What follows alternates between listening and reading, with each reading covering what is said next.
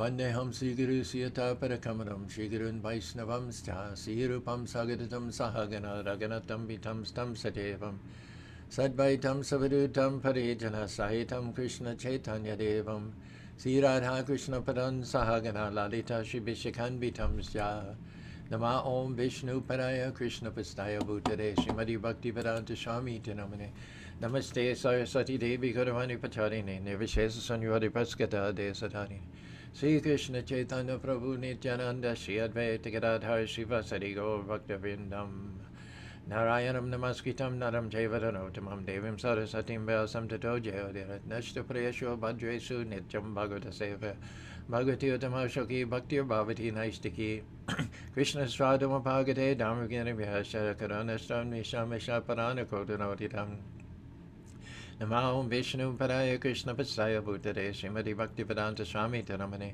Namaste Saraswati Devi Gauravani Pacharine Nirvishesa Sanyuhari Paskata Desadanine Sri Krishna Chaitanya Prabhu Nityananda Sri Advaita Gadadhar Srivasadi Gaur Bhaktavindam Hare Krishna Krishna Krishna Hare Hare Hare Rama Rama Rama Hare Hare. Welcome to Wisdom Wednesday. We're going to talk about Krishna, the Lawgiver. Jimmy and Taruni, Chris Castro, Anjali, welcome. Raleigh, thanks very much for joining us. This is our 6th visitation to this same verse. Hopefully we'll finish it up and start on the 44th verse of the 3rd chapter, 1st Canto Bhagavatam, next Monday. But let's delve into it once. I already said this as part of the invocation. That's how essential this verse is. But we'll repeat it. 43rd verse, 3rd chapter, 1st Canto Bhagavatam. Krishna swadama bhagate dhammagamni hisha karovnashta dvishamasha parana kodinodidham. The Bhagavad Purana is as brilliant as the sun, and it has just arisen after the departure of Lord Krishna back to his own abode, accompanied by religion, knowledge, etc. Persons who have lost their vision due to the dense darkness of ignorance in the age of Kali shall get light from this Purana. Just backtracking a couple of the points that we covered yesterday, Prabhupada says that the scientists are so enamored with the material functions and the precision, the mechanics by which the universe works in terms of material law, but they're blind to the fact that wherever you have a law, you have a lawgiver. So they're interested in researching the laws, but they're not interested in researching the lawgiver. Prabhupada says one should not be so much arranged by the mechanical arrangement of the complicated machine or dynamo. Rather, one should praise the engineer. One should focus not so much on the engine, but one should focus on the engineer who creates such a wonderful working machine. And in fact, the engineer is such that he can not only create one such machine, but he can create thousands and thousands of such machines on the assembly line. So the difference between a devotee and a non-devotee, as Prabhupada explains it, is that devotees focus on the lawgiver and non-devotees focus on the law. In other words, devotees focus on the person who established the material creation and created the material creation and ordered it according to his will, and the non-devotees focus on the effects of his will, which are so constant and so dependable and so consistent that we see them as inalterable universal laws. I remember having a conversation once in Los Angeles. I was a life membership director there for 10 years in the 80s. The life membership office was a freestanding house 2 doors down from the temple itself. And so a couple of Mormon missionaries came on a summer evening. We sat down on the porch and we discussed. And I remember one of the things they said was that God is subordinate to the laws, that the thing which is supreme in this creation are laws, and no one, even God, can contravene the laws. That's fallacious thinking. Wherever there are laws, there is always a lawgiver. And so if you put forth your candidate as God, but then qualify that by saying God has to follow laws, there are laws above God, but then there's a lawgiver above the laws. So your God, your candidate for God, is below the God who gives the laws, which he then is obliged to follow. Does that make sense? So we can all be gods in a sense. I've lived in LDS country for 30 years, and so I understand what is being said here is that we can progress by following the laws that God has established. We can become gods, small G-O-D-S. To eliminate the confusion, our terminology is demigods. Our terminology is, there was a Mormon prophet named Lorenzo Snow said, as man is, God was, as God is, man will become. Well, you can't become God. In fact, the meaning of God is one. So the position is already taken. There's no vacancy there. But by ourselves, the parts, the subordinates, the created and not the creators, we can become small gods or demigods by following the laws. But the very fact that we're following the laws means that we cannot become God, capital G-O-D. I remember reading a book by one of the founders of the LDS Church, John Widsoe. There's a building named for him up at Brigham Young University. It's called Rational Theology.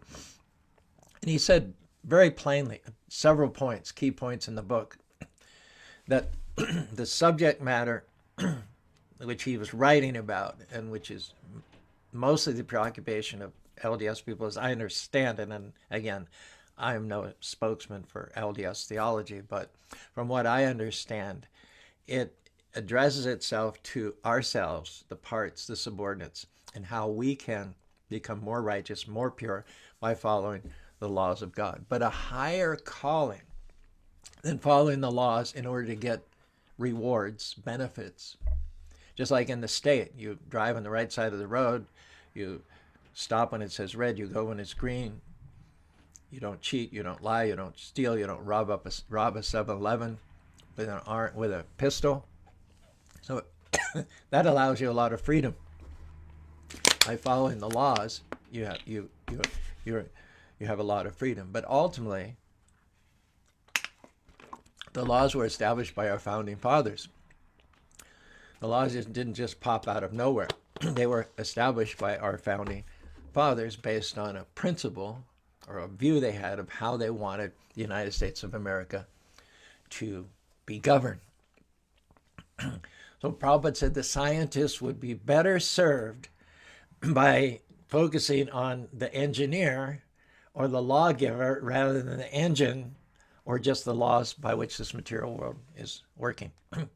The lawgiver, as we read in several instances in history, in spiritual history, can contradict the laws of material nature. The lawgiver is not subordinate to the laws. The laws are simply a reflection of his consistency and his faithfulness and the unswavering nature of his willpower. There's no law that says the sun has to rise every morning. That's God's willpower, and God's willpower is so consistent that we call it as a law. But it is not that God is subordinate to the law of the sun rising. It is rather that the sun rises according to the will of God, and it does so consistently and so precisely that we call it laws. But don't be distracted, don't be misled. What's happening here is the supreme benevolent creator of all the worlds is providing consistency, providing structure for us so we can go about our daily lives. And at least as far as this material world is concerned, most of what we do in our daily lives is forgetting God. Most of what we do in the material world is to turn our backs on God. But nevertheless, he's so kind that he causes the sun to rise and set, the season to change, crops to grow, rainfall to come, sunshine, all these things that we need for our maintenance, in spite of the fact that we don't give a whit for him. So we need to open our eyes and see what's really going on here. Don't walk and don't sleepwalk through your span of this human form of life, but awaken your eyes, awaken your spiritual eyes to see the engineer, and to see the lawgiver. After all, which is more profitable, to study the man, to get to know the man, or get to know his shadow? Obviously, to get to know the man is so much more fulfilling. The shadow only gives you some vague details, but nothing really specific, nothing in terms of which you can awaken a relationship. You have to have your relationship with the man, not with the shadow. Good morning, Manasaganga. She remembers a life membership house in Los Angeles, going back so many years. Hare Krishna, Sundari Priya, Anjali, Stoka Krishna, thanks you all for joining us. Raleigh, Chris, and all are still with us. So in any case, Krishna says, Maya dakshena prakriti suyate sachara hetu nane nikontia jagad vibhati vartate. In the 10th verse of the 9th chapter of the Bhagavad Gita, Krishna asserts that the laws of material nature are running according to his energies. God is full, absolute. He's full of knowledge, he's full of power, and he's full of execution, activity. So, Natasha Kararam Chavidate, Natat Samas Chabyadishade, Parasha Shakti Vivivaiva Shabhavaka Balagana Kriya. The nature of the Lord is that the emanations, the energies, the Shaktis that come from him, which then create both the material and the spiritual worlds, are full of power, they're full of knowledge, and they're full of the ability to execute, to bring in something from nothing. And so this entire material world, with all of its laws and all of its precision and preciseness, is actually governed by, arranged by, organized by Krishna, as he confirms here. Maya dakshena prakriti. Prakriti is this material nature, and Maya means Krishna. Suyate sacharam. Everything, the sun, the moon, the stars, the seasons, death itself, all these personalities are acting according to the order of the Lord. Therefore, hetunana nikantana. Krishna is the cause of all causes. Krishna causes everything to happen. The law of gravity to work, the seasons of changing, all the laws of physics, all the laws of chemistry. They don't just appear as independent, sterile, non-causal phenomenon, but they are caused by the supreme cause, the cause of all causes, Jagad Vipari Vartate. It's the Supreme Personality of Krishna. And he does all this just by glancing, almost effortlessly. He doesn't have to mightily exert himself like Atlas, holding the whole weight of the world and being crushed under its weight as it sits on his shoulders. Krishna just glances, and that glance itself has all the potencies necessary to shelter and maintain and provide for the living beings who, in fact, are turning their back on God, leaving the spiritual world, and going to this far inferior material world of birth, death, disease, and old age. So if you want to reverse the process, we're eternal spirit souls, part and parcel of God. There's never a time, Krishna says to Arjuna the Bhagavad Gita, when we did not exist, nor in the future shall we ever cease to be. We are eternal, unborn, undying, primeval, and yet we find ourselves in this conditioned material world. Conditioned by what? Conditioned by birth, conditioned by death, conditioned by disease, conditioned by old age. If you like to throw off those conditions, throw off the chains, and once again taste unlimited freedom in the spiritual world, then you have to first of all recognize that in this dark world, we are living as blind men. We are blind to the spirit, which is eternal. We do see the chimera of matter, but the matter which we see, the things which we observe every day, are in a constant state of change. Everything in this material world goes through 6 phases. Birth, growth, duration, reproduction, dwindling, and vanish. Janmashraga para janma karma. What is the verse? Janmadasya shata. Anyway, Prahlad Maharaj makes this statement. Caru shranu janusharam. That everything in this material world is in a constant state of flux. What we're seeing, the physical, the material that we're seeing, is no more substantial than a cloud, just constantly mutating. What we don't see is the soul, or the supreme soul. We see the laws, but we don't see the lawgiver. We see the machine, but we don't see the engineer. Now, if we want to see in the truest sense, we want to see beyond the veil of Naham Prakasha Sarvasha, beyond Yoga Maya, and make our lives successful, then we have to take advantage of the Lord and what he offers. He knows everything. Vedaham samadhitani vartamani charabhavishanecha mam tu vedana kashyana. Krishna knows past, present, and future. Why? Because he created everything. The architect knows everything about the building that he built. And so Krishna has full vision, full knowledge, past, present, and future. He's in the hearts of all living beings. And he's offering to guide us back home, back to Godhead. So we should take it with gratitude, as Devahuti did in the third canto of the Srimad Bhagavatam. She told her son, who was an incarnation of Krishna, Tapasya tam tamasho and dasha dushparashara paragam sakchakshur lamanamadhe labdame tadanugraham. My dear Lord, you are my only means of getting out of this darkest region of ignorance, because you are my transcendental eye, which by your mercy I have attained after many, many births. If we adopt the position that I am blind and God can see, then we will take his leadership, take his guidance to navigate the dangerous waters of this ocean of birth and death, and to go back home, back to God. Krishna, on his part, promises, Tesha maham samudata mritu samsara sagarat. We're in this samsara sagarat, this vast ocean of birth, death, disease, and old age.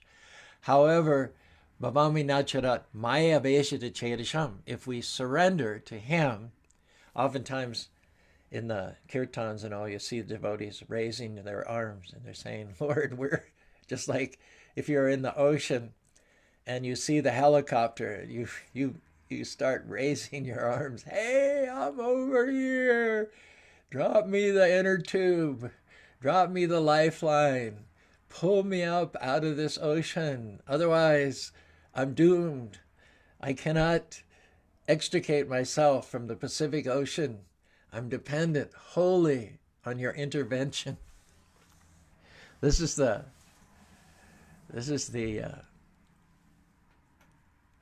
heartfelt mood of a devotee. Not that, I go to church, I tithe, I know some slokas. I'm good. I'm going to perform my way into the kingdom of heaven. No, there's nothing you can do. You're in the ocean. There's nothing you can do to perform your way out of the ocean. It's simply not possible. But you can raise your arms. Krishna, Govinda, please save me. You're my only means of deliverance. And it starts by allowing the Lord to direct and guide your life. Just as he's so nicely engineered the universe and implemented what we refer to as the laws, similarly, he wants to engineer your return back to home, back to God. He wants to pluck you out of this ocean of birth, death, disease, and old age, and take you again, gather you once again into his arms. And as we said yesterday, he asks only 4 things. It's a 4-point program to go back to home, back to Godhead. Think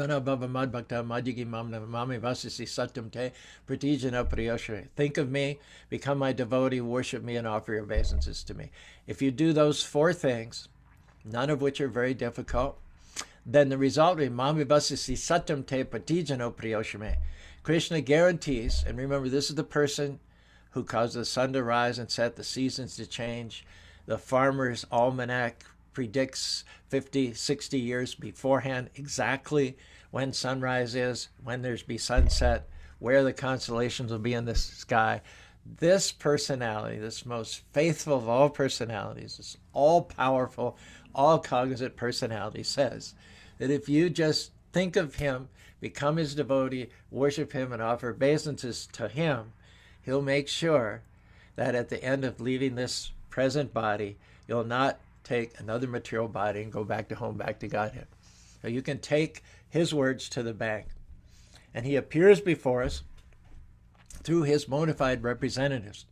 Oma gana chimaranda sha ganangana chaksur unmiritam yena tajmai shri gurave namaha. We pray to the spiritual master, my dear, I offer my respectful obeisance under the lotus feet of my spiritual master, who came to me while I was standing in the darkest region of material ignorance, and with the shining torchlight of knowledge opened my eyes. One personality in the past who got his eyes open was Maharaj Rahugana. Maharaj Rahugana was being carried on a palanquin somewhere in Siberia, it is said. One of his palanquin bearers got ill. So he just pointed to this big, oafish-looking fellow along the side of the road and said, you come, you substitute. You take one of the corners of the palanquin. The ride got very bumpy. King said, what's going on here? And the fellow who had been drafted to pull the palanquin or lift the palanquin was avoiding ants. He didn't want to step on ants. And so Maharaj Rahugana was all full of false ego, totally misidentified with the body, thought of himself as better than most people, as a king, thought that others' lives were simply at his disposal to do with what he wants. And he threatened Rahugana with a beating, or with even, he threatened Jadbharat, who was this personality who was carrying his palanquin. He threatened to beat him or to kill him. He called him all kinds of vile names. He said, you're fat, you're stupid, you're useless. And then, due to Bharat Maharaj's retort, he came to the awareness that actually his whole perception of himself was that of a blind man.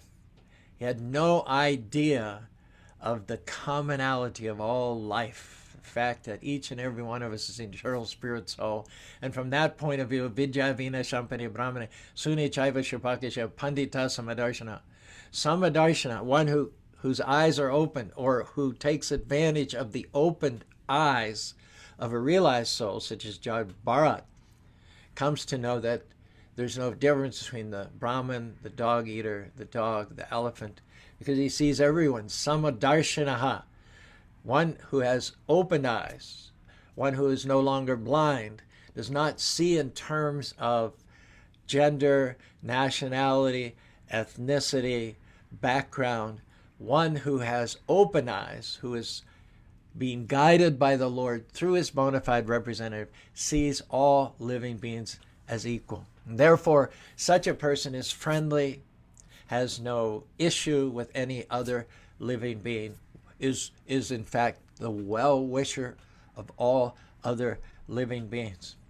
So this is the point at which one truly becomes human and embarks upon that progressive path by which one's human form of life becomes successful. Tad vigyanartam sadgurume vigachet samit panim sotam brahmanishtam. Says that one must seek out a bona fide spiritual master, a representative of the Lord, and follow him just like a blind man would follow a person who has eyes. Maharaj Rahugana, after hearing the startling insights that Bharat Maharaj declared about his spiritual nature, he all of a sudden became very inquisitive. From having been abusive, he became very inquisitive and very respectful, because he recognized that here is the person who can open his eyes. He's been misdirected.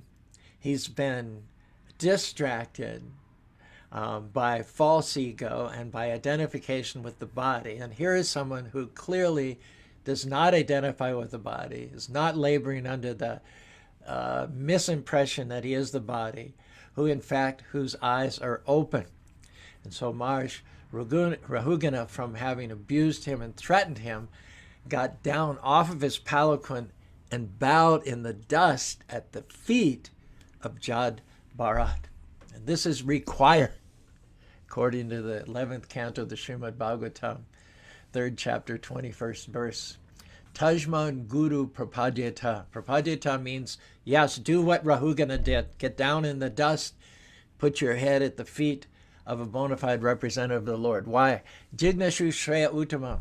Because he can answer your inquisitiveness about that which lies beyond the darkness. We live in a dark world. The world that we live in is artificially illuminated by the sun and the moon. Because of the sun and the moon entering the light of the sun and the moon, our eyes can see physical things. But otherwise, this world is described as a world of darkness. And what can you see in the darkness? The guru is a representative from Uttama, from that world which lies beyond the darkness, the eternal spiritual world, of which we are originally a part and from which we came. Sabda parecha nishnatam brahmani upashra seham. It says any person who seriously desires real happiness, real vision, must, not optional, must seek a bona fide spiritual master and take shelter of him by initiation. Now, who is a bona fide spiritual master? It is that he has heard from his spiritual master and realized, practiced, and realized the conclusions of the Vedic scriptures by deliberation. Not only that, but is able to convince others of these conclusions. These are great personalities moving amongst us in human society, who have taken shelter of the Supreme Personality of Godhead. They're not interested in wages and remuneration. They're only interested in benefiting the living beings who are suffering in this material world. And they should be respected. They should be understood to be the eyes by which we get free of this ocean of birth, death, disease, and old age. Now, it's interesting because Rahugana is astute enough. Maybe he's been burned once or twice before by pseudo, quasi-spiritual masters. And he says to Jagbarat, he says, I notice that you're wearing a sacred thread. So the sacred thread is a sign of the Brahman, the twice born, the person who's conversant in spiritual knowledge. But Rahugana says this in such a way as it's a challenge. In other words, anybody can buy for 1 or 2 pennies a sacred thread and drape it over their shoulders. But what he's really inferring by this is, I see you're wearing a sacred thread, but are you really a Brahmin? Do you really have the knowledge whereby I can be guided and directed back home, back to the world of light? Particularly in this age, in the Kali Yuga age. Many millennia ago, there was a big fight between the followers of Daksha and the followers of Lord Shiva. They were cursing and counter-cursing each other. So the followers of Lord Shiva, they cursed the followers of Daksha, who are mostly Brahmins, that in this degraded Iron Age of Kali Yuga, it is said, Sarva Bhaksha Dvijavrita, this is the curse, Sarva Bhaksha Dvijavrita, Drido Vidya Tapobrata, Vita Dehandriyadam, Yachaka Vikarantyataha. The curse was that in the Kali Yuga, Brahmins will study the scriptures, take to education, perform austerities, follow vows, only for the purpose of maintaining this body. They will be devoid of discrimination between what to eat and what not to eat. They will acquire money, begging from door to door, simply for the satisfaction of the body. In other words, the Kali Yuga Brahmins, you have to be careful. You have to be diligent, because for them, it's a one-way street. They show the sacred thread, and they take. They take money, they take foodstuffs, they take respects, which they hardly deserve. One is a Brahmin not just by wearing a sacred thread, but one becomes a Brahmin by having studied, deliberated over the scriptures, under the guidance of a bona fide spiritual master, in the association of aspiring devotees, realize those conclusions, and is able to convince other people. So Rahugana is inclined to accept Jagbarat as a Brahmin. He's disinclined to disrespect him. And it's that natural respect which people have for the Brahmin class in India, which the pseudo-Brahmins exploit. People are afraid of offending the Brahmins because the Brahmins are supposed to be the mouthpieces, the spokespieces, people, the eyes of the Supreme Lord. That's what they're supposed to be. And since thousands and thousands of years, they've been the eyes of human society.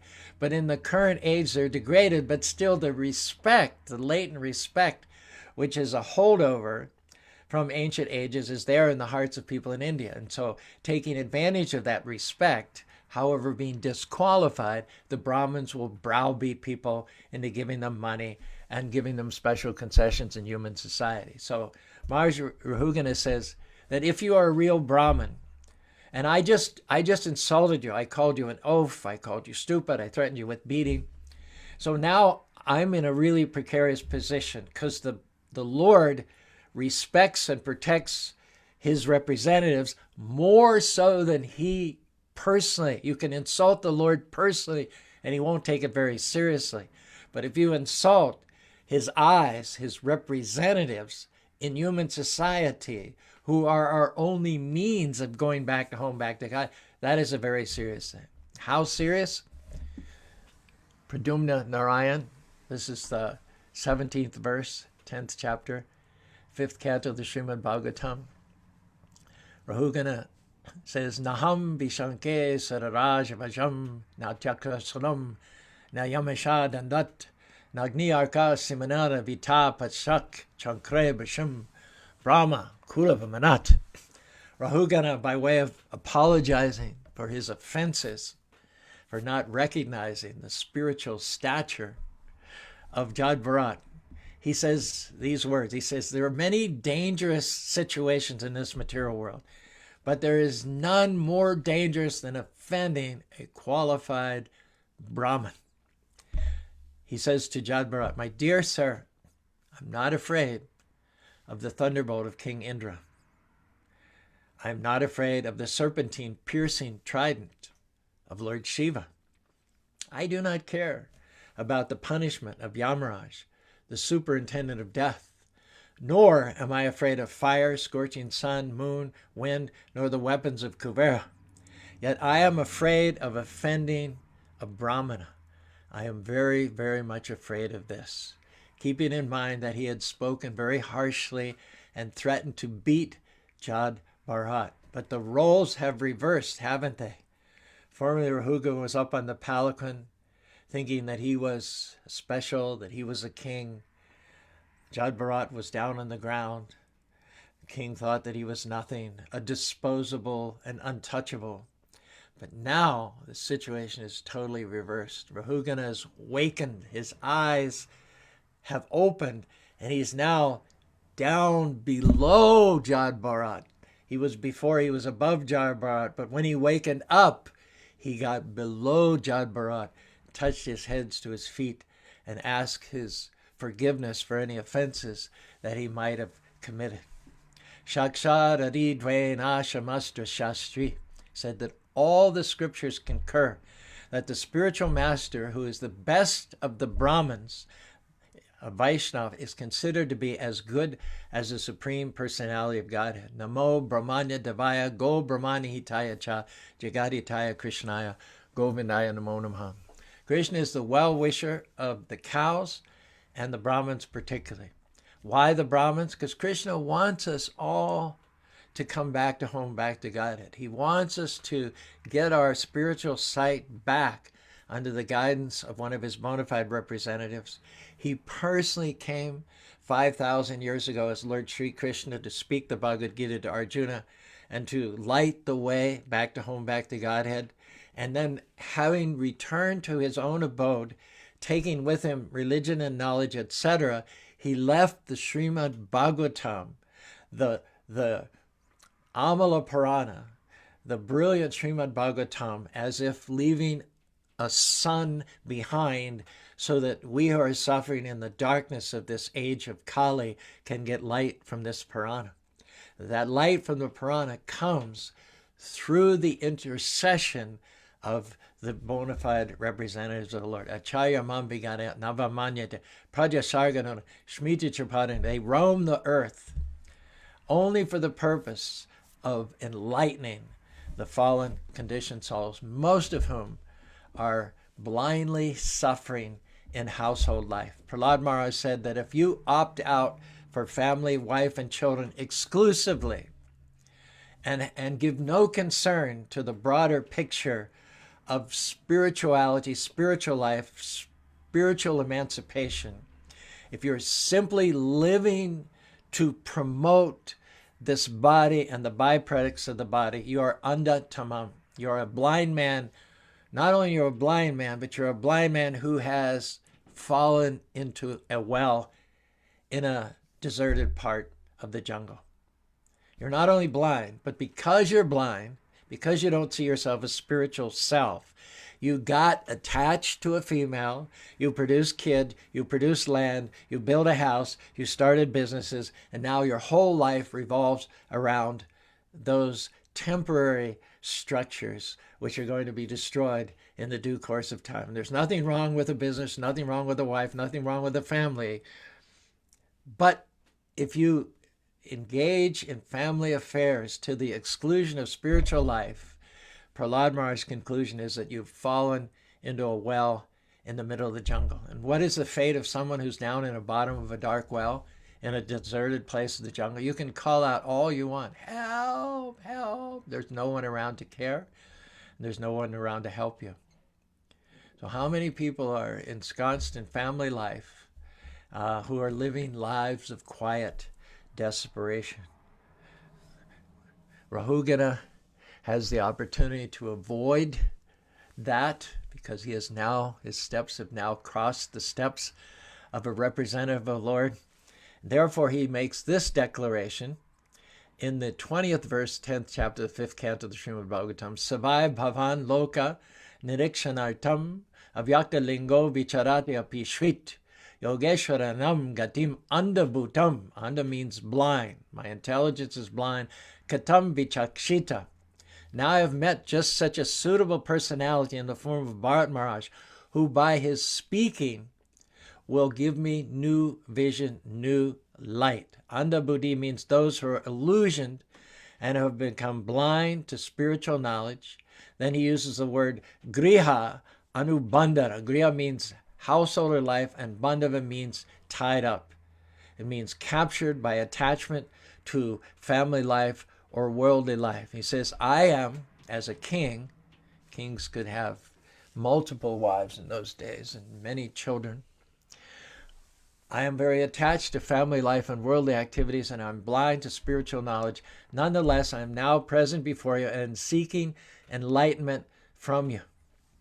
So from having been wandering in the darkness, bouncing off of the walls, confused as to the ultimate goal of life and as one's duties, what Bharat Maharaj now is asking Bharat to do is to engage him, to bind him up.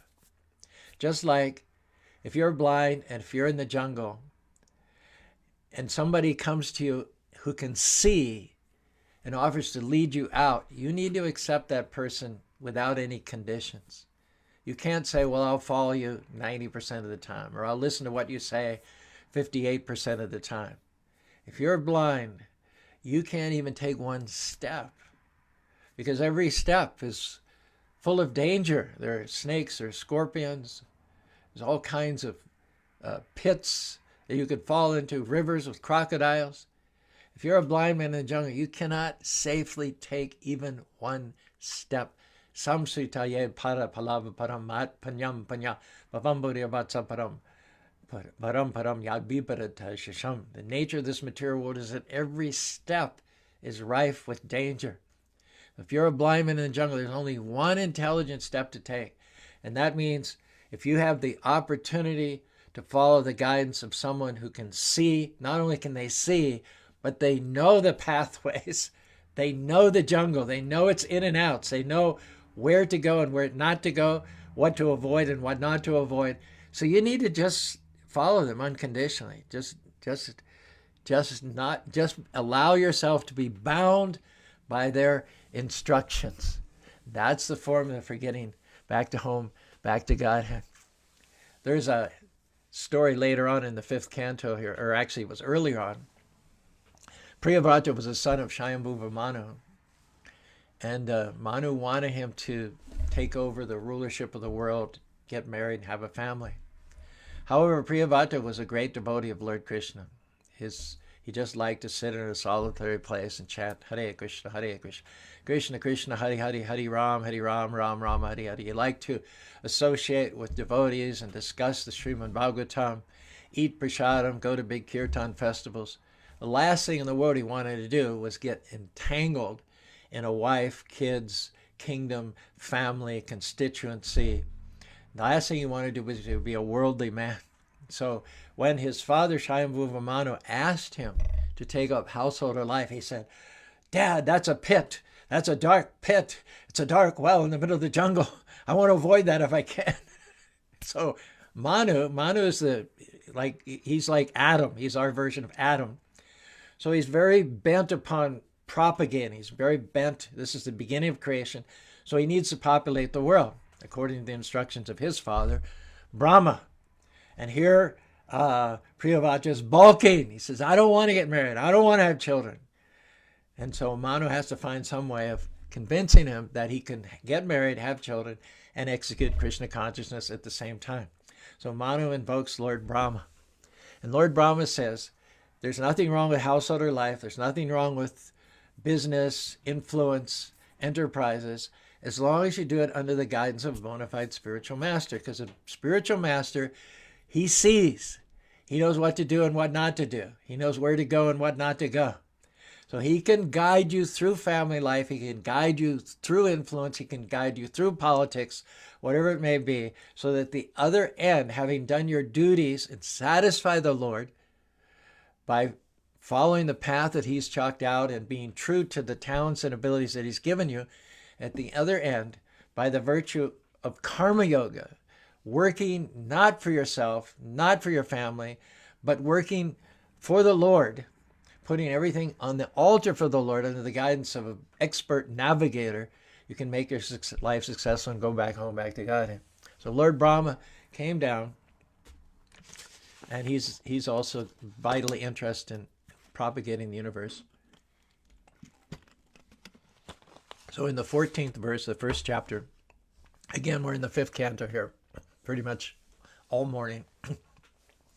Yadvachi tantam guna karma dhammabihi sudushtirir vatsa vayam syodhita sarva vahemam balim ishvarashya protana shiva dvipade chadush padaham.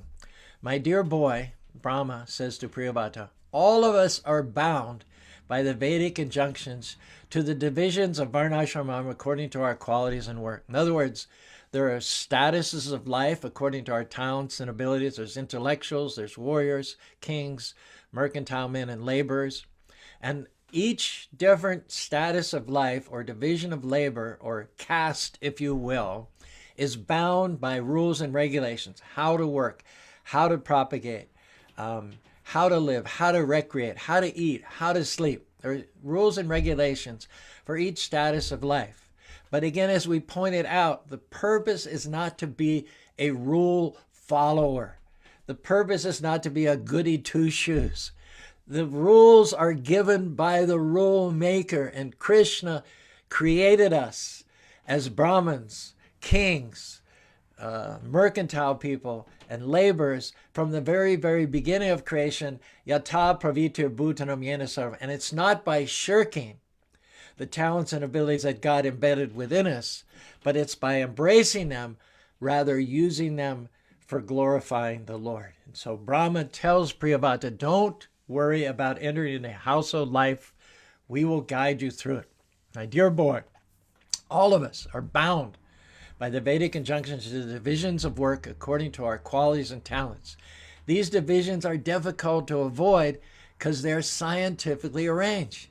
Now remember, the science is the order and the precision, but the scientist is the one who's behind it all.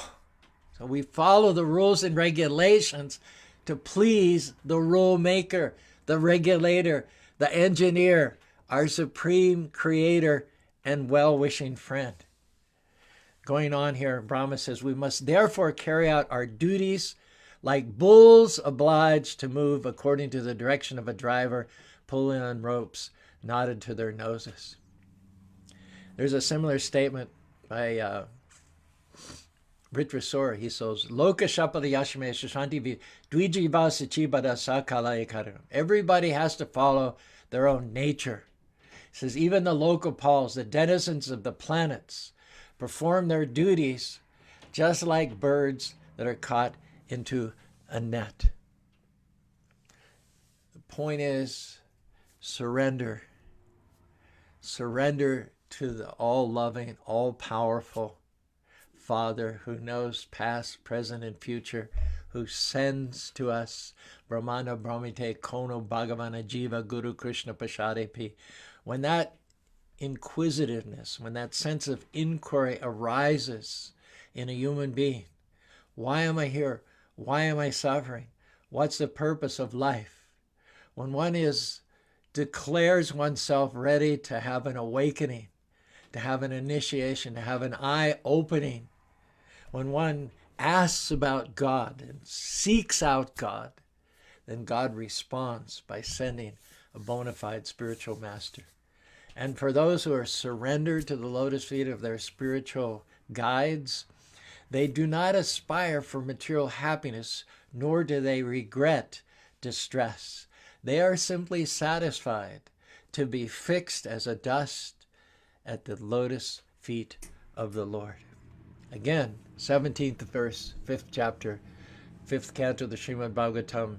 Kashtam shayam tada bigano vipaschat avidyayam antare vartamanam dvishtapanastam satagrina kabutam parojad utpatagam yatandam. If someone is ignorant and addicted to the path of samsara, how can one who is actually learned, merciful, and advanced in spiritual knowledge engage him in fruitive activity and thus further entangle him in material existence? If a blind man is walking down the wrong path, how can a gentleman allow him to continue on his way to danger? No wise or kind man can allow this. Therefore, the representatives of the Lord, the bona fide spiritual master who do what they do, not for name or fame or to get remuneration. They do it simply because they are wise, because they are kind, because they cannot see a society of blind men walking down a path that will lead them over a cliff without doing their level best to intervene. The Supreme Lord set the tone 5,000 years ago when he took the trouble to descend all the way from the spiritual world and appear before us just at the beginning of the Kali Yuga. He remained on the planet for 125 years. He spoke the light of the Bhagavad Gita to his friend and companion Arjuna, and then he returned back to home, back to Godhead, taking with him knowledge and religion. While he was present, he exhibited everything of the spiritual world by his speaking and by his examples. He spoke the Bhagavad Gita. He criticized hypocrisy. He criticized pretentious principles of religiosity. And significantly, just prior to his departure from this material world, he empowered Vyasadeva, the author of Srimad Bhagavatam, through his guru Narada Muni to compile this spotless and supermost of all Puranas. Therefore, the Bhagavad Gita and the Srimad Bhagavatam, these two companion literatures, are the true torchbearers for the blind people of this age. People in this Kali Yuga age want to see the real light of light. They must take these two books, study them in the company of other devotees, under the guidance of a bona fide spiritual master, in order that their ultimate aim of life will be fulfilled. Bhagavad Gita is the ABCD, the preliminary study.